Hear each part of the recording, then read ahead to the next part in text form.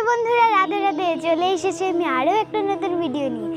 এই ভিডিওতে আমি আপনাদের সিংহ এবং হরিণের একটা ছোট্ট গল্প বলবো।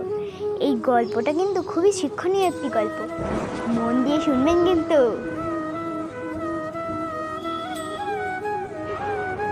সিংহর একদিন খুব খিদে পায়। সে ভাবে যে আমাকে শিকার খুঁজতে যেতে হবে।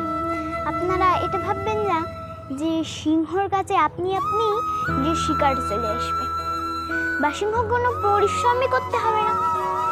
আর বা হরিণ সিংহর কাছে এসে বলবে যে হে রাজামশাই, আপনি বনের রাজা, আপনি আমাকে খেয়ে আপনার ক্ষুধা মেটান।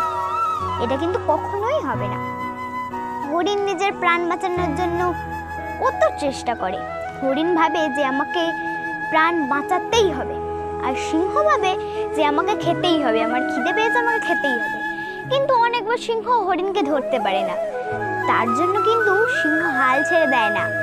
সিংহ প্রাণপণে চেষ্টা করে যে আমি হরিণকে ধরে খাবই। সবশেষে সিংহ হরিণকে ধরেই ফেলে।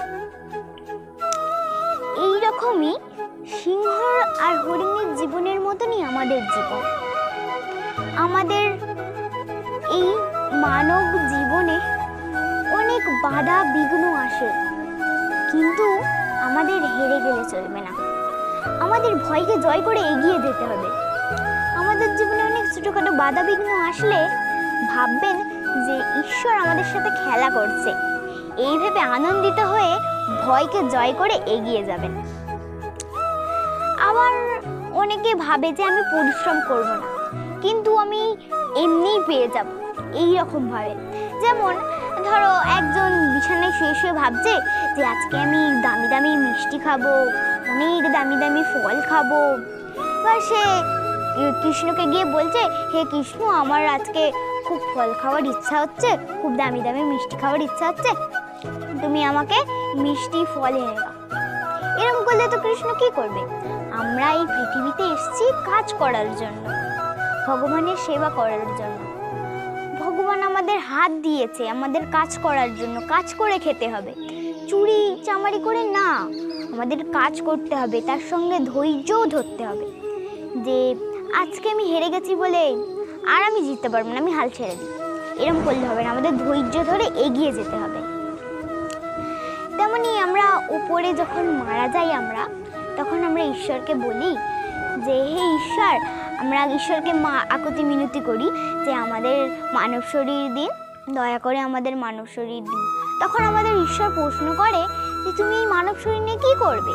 তুমি হাত নেবে, মুখ নেবে, নিয়ে কি করবে? তখন আমরা বলি, ঈশ্বরকে বলে আসি যে এই দুটো হাত দিয়ে আমি আপনার সেবা করব, দুটো চোখ দিয়ে আপনাকে নয়ন ভরে দেখব, আর এই নাক দিয়ে আপনার গন্ধ শুকব, এই মুখ দিয়ে হরিনাম করব, হরি হরি করব, তোমার নাম করব, এই পা দিয়ে মন্দিরে যাব, হরিনাম শুনতে যাব, আর এই কান দিয়ে হরিনাম শুনব, তোমার নাম শুনব। তাই আমরা মানব জন্ম পেতে চাই। কিন্তু আমরা এখানে এসে কি করছি? আমরা যে ঈশ্বরকে কথা দিয়ে এলাম তার কথা ভুলে যাচ্ছি। আবার অনেকে ঈশ্বরের কাছে যে কথাটা দিয়ে আসে তারা পূরণ করে। তারা হরিনাম করে, ঠাকুরের প্রেমেই সবসময় মত্ত থাকে। আবার অনেকে ঠাকুরের কথা ভুলে যায়।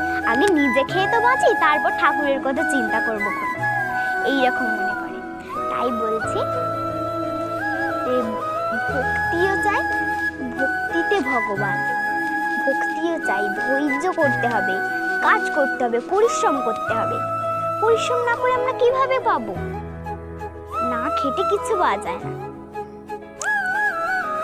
তো আজকের মতো আমি আশা করব যে আপনারা এতে খুবই শিক্ষণীয় বিষয় এটা। আপনারা এই গল্প থেকে অনেকই শিক্ষা পেয়েছেন, আমি আশা করব। আর যদি কোনো ভুল ত্রুটি হয়ে থাকে তাহলে ক্ষমা করবেন।